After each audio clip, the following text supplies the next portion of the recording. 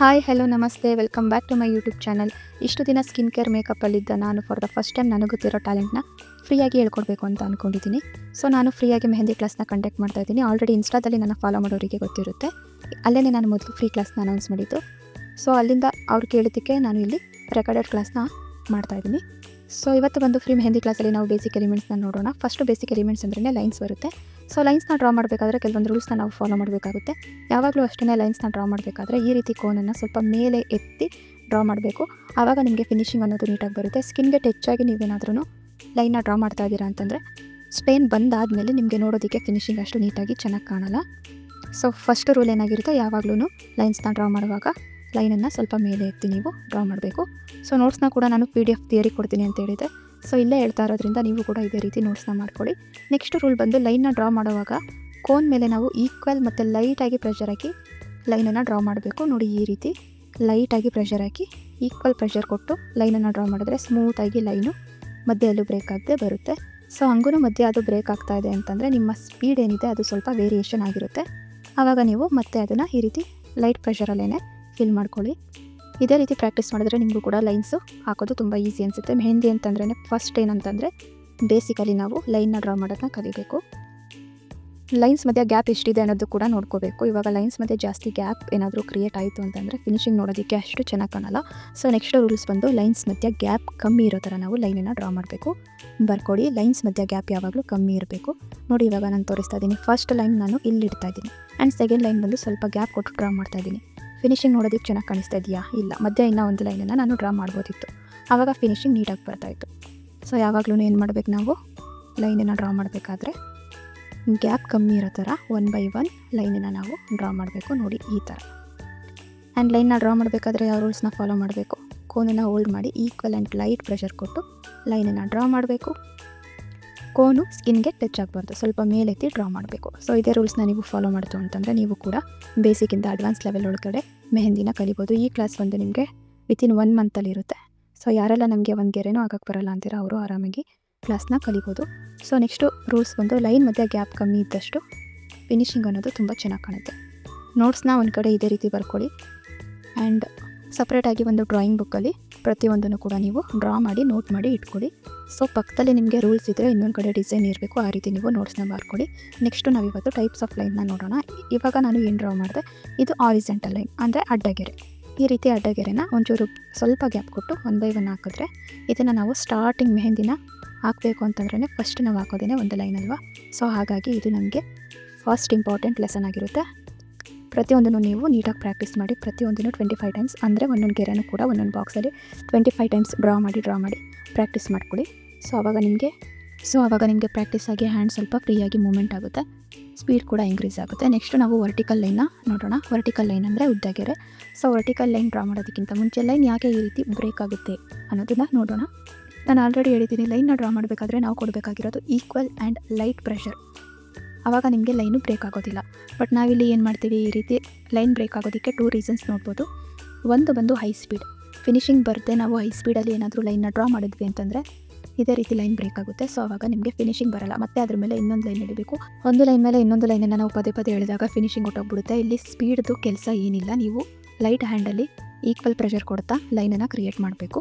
ಆವಾಗ ಫಿನಿಶಿಂಗ್ ಚೆನ್ನಾಗಿ ಬರುತ್ತೆ. ಇನ್ನೊಂದು ರೀಸನ್ ಬಂದು ಮೆಹಂದಿ ಪೇಸ್ಟ್ ಓಲ್ಡ್ ಆಗಿದ್ದರೆ ಅಥವಾ ಮೆಹಂದಿ ಪೇಸ್ಟ್ ಮಾಡಬೇಕಾದ್ರೆ ಸರಿಯಾಗಿ ಬ್ಲೆಂಡ್ ಆಗಿಲ್ಲ ಅಂತಂದರೆ ಕೂಡ ಲೈನು ಬ್ರೇಕ್ ಆಗುತ್ತೆ. ಸೊ ನಾವು ಮೆಹಂದಿ ಪೌಡರ್ನ ಪರ್ಚೇಸ್ ಮಾಡಬೇಕಾದ್ರೇ 5 ಫಿಲ್ಟರ್ ಪೌಡರ್ನ ಪರ್ಚೇಸ್ ಮಾಡಬೇಕು.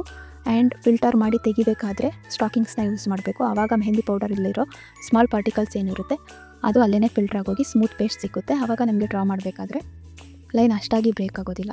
ಸೊ ಒಂದು ತಲೆಯಲ್ಲಿ ಇರಬೇಕು ಯಾವಾಗಲೂ, ಮೆಹಂದಿಯಲ್ಲಿ ಸ್ಪೀಡ್ಗಿಂತ ಫಿನಿಶಿಂಗ್ ಮುಖ್ಯ ಆಗುತ್ತೆ. ಪ್ರಾಕ್ಟೀಸ್ ಮಾಡ್ತಾ ನಿಮಗೇ ಸ್ಪೀಡ್ ಇನ್ಕ್ರೀಸ್ ಆಗುತ್ತೆ. ಸೊ ವರ್ಟಿಕಲ್ ಲೈನ ಕೂಡ ನೀವು 25 ಟೈಮ್ಸ್ ಡ್ರಾ ಮಾಡಿ ಪರ್ಫೆಕ್ಟಾಗಿ ಪ್ರಾಕ್ಟೀಸ್ ಮಾಡಿಕೊಂಡ್ರೆ ನಿಮಗೆ ಬೇಸಿಕ್ಸ್ ಬಂದಂಗೆ. ಸೊ ನೆಕ್ಸ್ಟ್ ಬಂದು ನಮಗೆ ಒಂದು ದಪ್ಪ ಗೆರೆ ಥಿಕ್ ಲೈನ್. ನಾವು ಯಾವಾಗಲೂ ಅಷ್ಟೇ ಮೆಹಂದಿ ಸ್ಟಾರ್ಟ್ ಮಾಡಬೇಕಾದ್ರೆ ಒಂದು ಹಾರಿಜೆಂಟಲ್ ಲೈನ್ ಅಂದರೆ ಒಂದು ಸ್ಮಾಲ್ ಲೈನ್ ಹಾಕ್ಬಿಟ್ಟು ನೆಕ್ಸ್ಟ್ ನಾವು ಡ್ರಾ ಮಾಡೋದೇ ಒಂದು ಥಿಕ್ ಲೈನ್. ಸೊ ಥಿಕ್ ಲೈನ್ನ ಡ್ರಾ ಮಾಡಬೇಕಾದ್ರೆ ನಾವು ಯಾವಾಗಲೂ 2 ಲೈನ್ ಮಧ್ಯ ಮೆಹಂದಿನ ಹೈ ಪ್ರೆಷರಲ್ಲಿ ಫಿಲ್ ಮಾಡಿ ಅದ್ರ ಮೇಲೆ ಒಂದು ಫಿನಿಶಿಂಗ್ ಲೈನ್ನ ಕೊಡಬೇಕು. ಇದನ್ನೇ ನಾನಿಲ್ಲಿ ನೋಟ್ಸಾಗಿ ಹೇಳ್ತಾ ಇದ್ದೀನಿ, ಬರ್ಕೊಡಿ. ಯಾವಾಗಲೂ ಥಿಕ್ ಲೈನ್ ಡ್ರಾ ಮಾಡಿದ್ಮೇಲೆ ಒಂದು ಸ್ಮಾಲ್ ಲೈನ್ನ ಫಿನಿಶಿಂಗ್ ಆಗಿ ಮೇಲೆ ಡ್ರಾ ಮಾಡಬೇಕು. ಯಾವ ರೀತಿ ಅಂತ ಇವಾಗ ತೋರಿಸ್ತಾ ಇದ್ದೀನಿ. ನಾನಿಲ್ಲಿ 2 ಹಾರಿಜೆಂಟಲ್ ಲೈನ್ನ ಡ್ರಾ ಮಾಡ್ತಾ ಇದ್ದೀನಿ, ಅಂದರೆ ಥಿನ್ ಲೈನ್. ಇದನ್ನು ನಾನು ಡ್ರಾ ಮಾಡಿದ್ಮೇಲೆ ಸೆಂಟರಲ್ಲಿರೋ ಗ್ಯಾಪ್ನ ನಾನು ಈ ರೀತಿ ಮೆಹಂದಿಯಲ್ಲೇ ಸ್ವಲ್ಪ ಹೈ ಪ್ರೆಷರ್ ಕೊಟ್ಟು ಮೆಹಂದಿನ ಸ್ಕ್ವೀಸ್ ಮಾಡಿ ಸೆಂಟರ್ ಗ್ಯಾಪ್ನ ಫಿಲ್ ಮಾಡಿದ್ದೀನಿ. ಸೊ ಈ ರೀತಿ ಮಾಡಿದಾಗ ಮೇಲ್ಗಡೆ ಫಿನಿಶಿಂಗ್ ಅಷ್ಟಾಗಿ ಚೆನ್ನಾಗಿ ಬಂದಿರೋದಿಲ್ಲ. ಅದಕ್ಕೇ ಹೇಳಿದ್ದು ಒಂದು ಸ್ಮಾಲ್ ಲೈನ್ನ ಮೇಲೆ ಡ್ರಾ ಮಾಡ್ಕೋಬೇಕು ಆ್ಯಂಡ್ ಫಿನಿಶಿಂಗ್ ಲೈನ್ನ ಕೊಟ್ಟು ಇದನ್ನು ಫಿನಿಶ್ ಮಾಡಬೇಕು. ಸೊ ಒಂದು ಥಿಕ್ ಲೈನ್ ನಾವು ಸ್ಟಾರ್ಟ್ ಮಾಡಿ ಎಂಡ್ ಮಾಡಿದ್ಮೇಲೆ ಅದ್ರ ಕೆಳಗಡೆ ಇನ್ನೊಂದು ಥಿನ್ ಲೈನ್ನ ನಾವು ಡ್ರಾ ಮಾಡಬೇಕು. ಸ್ಟಾರ್ಟಪ್ಪಲ್ಲಿ ನಾವು ಯಾವಾಗಲೂ 4 ಲೈನ್ ರೂಲ್ಸ್ನ ಫಾಲೋ ಮಾಡ್ತೀವಿ. ಅದನ್ನು ನಾನು ನೆಕ್ಸ್ಟ್ ಕ್ಲಾಸಲ್ಲಿ ಹೇಳ್ಕೊಡ್ತೀನಿ. ಸೊ ಇದೇ ರೀತಿ ಮೇಲ್ಗಡೆ ಒಂದು ಲೈನ್ ಡ್ರಾ ಮಾಡಿ ಸೆಂಟರಲ್ಲಿರೋ 2 ಲೈನ್ನ ಈ ರೀತಿ ಫಿಲ್ ಮಾಡಿ ಕೆಳಗಡೆ ಇನ್ನೊಂದು ಲೈನನ್ನು ಮತ್ತೆ ನಾವು ಫಿನಿಶಿಂಗ್ ಲೈನಾಗಿ ಕೊಡ್ತೀವಿ. ಆ್ಯಂಡ್ ಫಿಲ್ ಮಾಡಬೇಕಾದ್ರೆ ನಮಗೆ ಸ್ಕಿನ್ನು ಟಚ್ ಆಗೋ ಥರ ಫಿಲ್ ಮಾಡಬಾರ್ದು. ಇದೇ ರೀತಿ ಮೆಹಂದಿನ ಹೈ ಪ್ರೆಷರಲ್ಲಿ ಸ್ಕ್ವೀಸ್ ಮಾಡಿ ಫಿಲ್ ಮಾಡಬೇಕು. ಆವಾಗಲೇ ಈಕ್ವಲ್ ಆಗಿ ಪ್ರಾಡಕ್ಟು ಚರ್ಮಕ್ಕೆ ಇಳಿಯುತ್ತೆ. ಸ್ಟೈನ್ ಬಂದಾಗ ಚೆನ್ನಾಗಿ ಕಾಣಿಸುತ್ತೆ. ಇಲ್ಲ ಅಂತಂದರೆ ಸ್ಟೈನ್ ಬಂದಾಗ ನಾವು ಗೆರೆ ಎಳೆದಿರೋ ಥರ ಕಾಣಿಸುತ್ತೆ. ಸೊ ಪ್ರಾಡಕ್ಟ್ ಬಂದು ಈಕ್ವಲ್ ಆಗಿ ಸ್ಪ್ರೆಡ್ ಆಗಿರೋದಿಲ್ಲ. ಆವಾಗ ಸ್ಟೈನ್ ಅಂದರೆ ಮೆಹಂದಿ ಕಲರು ಒಂದು ಕಡೆ ಒಂಥರ ಇಳಿದಿದ್ರೆ ಇನ್ನೊಂದು ಕಡೆ ಲೈಟಾಗಿ ಇಳಿದಿರುತ್ತೆ, ಒಂದು ಕಡೆ ಡಾರ್ಕ್ ಆಗಿರುತ್ತೆ, ಇನ್ನೊಂದು ಕಡೆ ಲೈಟಾಗಿರುತ್ತೆ. ಸೊ ಹಾಗಾಗಿ ಸೆಂಟರ್ ಗ್ಯಾಪ್ನ ಫಿಲ್ ಮಾಡಬೇಕಾದ್ರೆ ಸ್ವಲ್ಪ ಹೈ ಪ್ರೆಷರಲ್ಲಿ ಮೆಹಂದಿನ ಸ್ಕ್ವೀಸ್ ಮಾಡಿ ನಾವು ಫಿಲ್ ಮಾಡಬೇಕು. ಸೊ ಈ ರೀತಿ 4 ಲೈನ್ಸ್ ನಾನು ಹೇಳಿದ್ನಲ್ಲ, 4 ಲೈನ್ಸ್ ಈ ರೀತಿ ಡ್ರಾ ಮಾಡಿ ಸೆಂಟರಲ್ಲಿ ಏನಿದೆ ಅದನ್ನು ಈ ರೀತಿ ನಾವು ಫಿಲ್ ಮಾಡಿಕೊಂಡು ನೆಕ್ಸ್ಟ್ ಇದ್ರ ಕೆಳಗಡೆ ಸ್ಕ್ಯಾಲಪ್ ಅಥವಾ ಆರ್ಮ್ಸ್ ಏನೇ ಒಂದು ಕೊಟ್ಟು ನಾವು ಡಿಸೈನನ್ನು ಕಂಪ್ಲೀಟ್ ಮಾಡ್ಬೋದು. ಈ ವಿಡಿಯೋ ಎಂಡಲ್ಲೇ ನಾನು ಇಲ್ಲಿರೋ ಬೇಸಿಕ್ ಎಲಿಮೆಂಟ್ಸ್ನ ಯೂಸ್ ಮಾಡಿಕೊಂಡು ಯಾವ ರೀತಿ ಡಿಸೈನನ್ನು ಕ್ರಿಯೇಟ್ ಮಾಡಬೇಕು ಓನಾಗಿ ಅಂತ ಕೂಡ ಹೇಳ್ಕೊಡ್ತೀನಿ. ಸೊ ಇದನ್ನು ಕೂಡ ನೀವು 25 ಟೈಮ್ಸ್ ಡ್ರಾ ಮಾಡಿ ಪ್ರಾಕ್ಟೀಸ್ ಮಾಡಿ. ಇದು ನಿಮಗೆ ತುಂಬಾ ಇಂಪಾರ್ಟೆಂಟ್. ಹಾರಿಜೆಂಟಲ್ ಲೈನ್ ಮತ್ತು ಥಿಕ್ ಲೈನ್ ಏನಿದೆ ಇದು ತುಂಬಾ ಇಂಪಾರ್ಟೆಂಟ್. ಸೊ ಕರೆಕ್ಟಾಗಿ ಪ್ರಾಕ್ಟೀಸ್ ಮಾಡ್ಕೊಳ್ಳಿ. ನೆಕ್ಸ್ಟ್ ಬಂದು ನಾವು ವೇವಿ ಲೈನನ್ನು ನೋಡೋಣ. ವೇವಿ ಲೈನ್ ಈ ರೀತಿ ಅಲೆಯ ರೀತಿ ಅಥವಾ ಯು ಶೇಪ್, ಸಿ ಶೇಪ್ ಏನಾದರೂ ಹೇಳ್ಬೋದು. ಈ ರೀತಿ ನೀವು ಒಂದು ಲೈನನ್ನು ಡ್ರಾ ಮಾಡಬೇಕು. ಹಾಗೆ ನೀನು ಇನ್ನೊಂದು ಲೈನನ್ನು ಡ್ರಾ ಮಾಡ್ತಾಯಿದ್ದೀನಿ. ನಾನು ಆಲ್ರೆಡಿ ಹೇಳಿದ್ದೀನಿ ಗೆರೆಗಳ ಮಧ್ಯೆ ಗ್ಯಾಪು ಕಮ್ಮಿ ಇರಬೇಕು. ಸೊ ಗ್ಯಾಪ್ ಕಮ್ಮಿ ಇದ್ದಷ್ಟು ಫಿನಿಶಿಂಗ್ ನೀಟಾಗಿ ಕಾಣುತ್ತೆ. ಇಲ್ಲ ಅಂತಂದರೆ ಫಿನಿಶಿಂಗ್ ಅಷ್ಟಾಗಿ ಕಾಣಲ್ಲ. ಉದಾಹರಣೆಗೆ ನೋಡಿ, ನಾನು ಇಲ್ಲಿ ಗ್ಯಾಪ್ ಹೆಂಗೆ ಬೇಕು ಹಂಗೆ ಕೊಟ್ಟು ಡಿಸೈನನ್ನು ಸ್ವಲ್ಪ ಸ್ಲೈಟಾಗಿ ಚೇಂಜ್ ಮಾಡಿದೆ. ಸೊ ಫಿನಿಶಿಂಗೇ ಹೊಟ್ಟೋಗ್ಬಿಡ್ತು. ಅಗೇನ್ ನಾನು ಸೇಮ್ ಡಿಸೈನ್ನ ಫಾಲೋ ಮಾಡಿ ಗ್ಯಾಪ್ ಕಮ್ಮಿ ಕೊಟ್ಟು ಕರೆಕ್ಟಾಗಿ ಡ್ರಾ ಮಾಡಿದೆ. ಆವಾಗ ನೋಡಿ ಡಿಸೈನು ಎಷ್ಟು ಎಲಿಗೆಂಟಾಗಿ ಕಾಣಿಸ್ತಾ ಇರುತ್ತೆ. ಮೆಹಂದಿಲಿ ಯಾವಾಗಲೂ ಸ್ಪೀಡ್ ಮ್ಯಾಟರ್ ಆಗೋಲ್ಲ, ಫಿನಿಶಿಂಗೇ ಮ್ಯಾಟರ್ ಆಗುತ್ತೆ. ನಾನು ಇದನ್ನು ನಿಮಗೆ ಪದೇ ಪದೇ ಹೇಳ್ತಾ ಇರ್ತೀನಿ. ಪ್ರಾಕ್ಟೀಸ್ ಮಾಡಿದಷ್ಟು ನಿಮಗೆ ಸ್ಪೀಡ್ ಇನ್ಕ್ರೀಸ್ ಆಗ್ಬೋದು. ಬಟ್ ಸಾಧ್ಯ ಆದಷ್ಟು ತಾಳ್ಮೆಯಿಂದ ಮೆಹಂದಿನ ಹಾಕಿ. ನೆಕ್ಸ್ಟ್ ನಾವಿಲ್ಲಿ ಜಿಗ್ಸಾಗ್ ಲೈನ್ನ ನೋಡೋಣ. ಈ ಲೈನ್ ಅಂತೂ ತುಂಬ ಕಡೆ ನಾವು ಯೂಸ್ ಮಾಡ್ತೀವಿ. ಇದನ್ನು ನೀವು ಹಾರಿಜೆಂಟಲ್, ವರ್ಟಿಕಲ್ ಹಾಗೆ right to left, left to right ಕೂಡ ಡ್ರಾ ಮಾಡಿ ಪ್ರಾಕ್ಟೀಸ್ ಮಾಡಿ. ಇದಂತೂ ನಿಮಗೆ ತುಂಬ ಕಡೆ ಡಿಸೈನ್ಸ್ ಡ್ರಾ ಮಾಡಬೇಕಾದ್ರೆ ಯೂಸ್ಫುಲ್ ಆಗುತ್ತೆ. ಇದನ್ನು ನಾವು ಜಿಗ್ಸಾಗ್ ಅಥವಾ ವಿ ಲೈನ್ ಅಂತ ಕೂಡ ಕರಿತೀವಿ.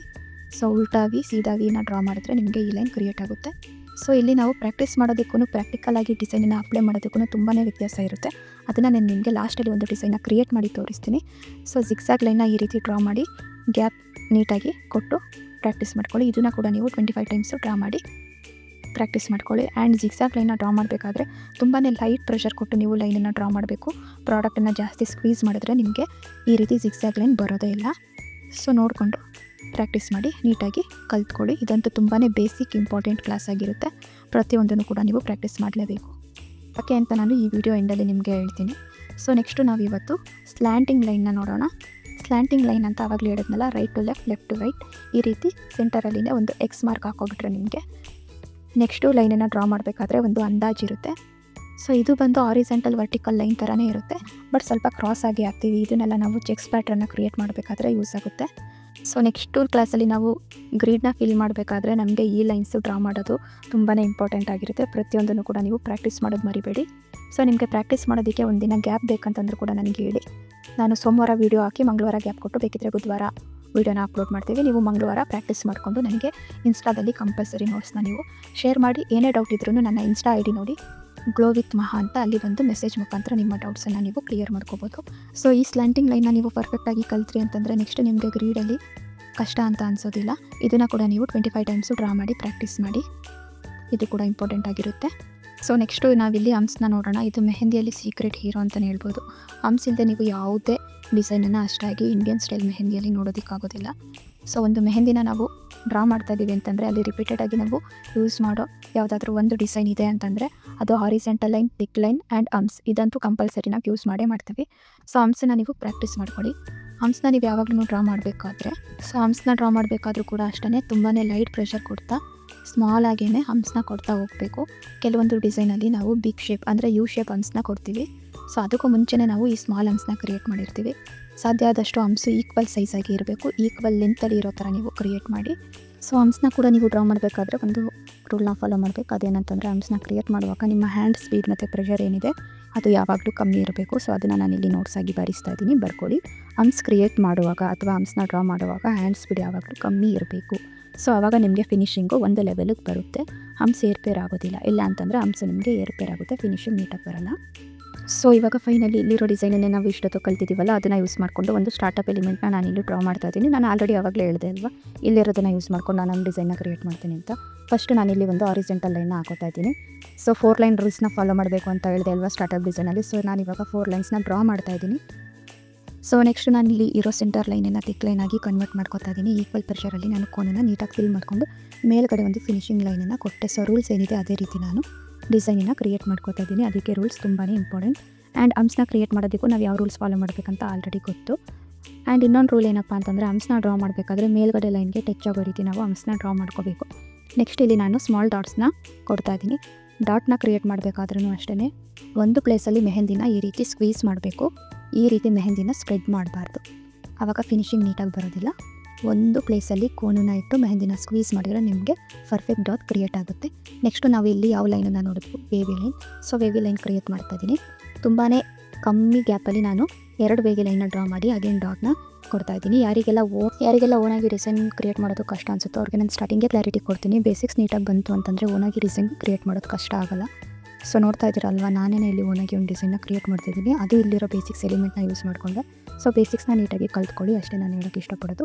ಸೊ ನೆಕ್ಸ್ಟು ನಾನು ಇಲ್ಲಿ ಜಿಗ್ಸಾಗ್ ಲೈನನ್ನೇ ಸ್ಲ್ಯಾಂಟಿಂಗ್ ಟೈಪಲ್ಲಿ ಕೊಟ್ಟು ನೆಕ್ಸ್ಟು ಸೆಂಟರಲ್ಲಿ ಡಾಟ್ ಇಡ್ತಾ ಇದ್ದೀನಿ.